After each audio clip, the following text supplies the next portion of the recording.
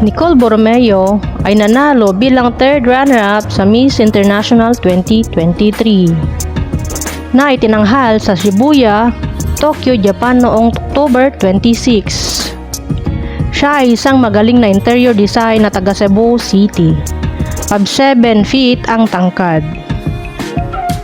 Pinanganak noong December 9 year 2000.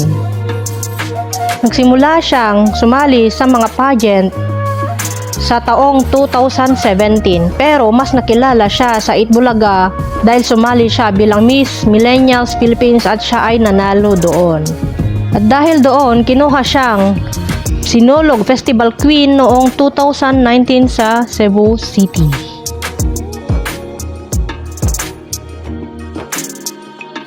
Thank you for watching. Dito lang sa Chismis Celebrity Today.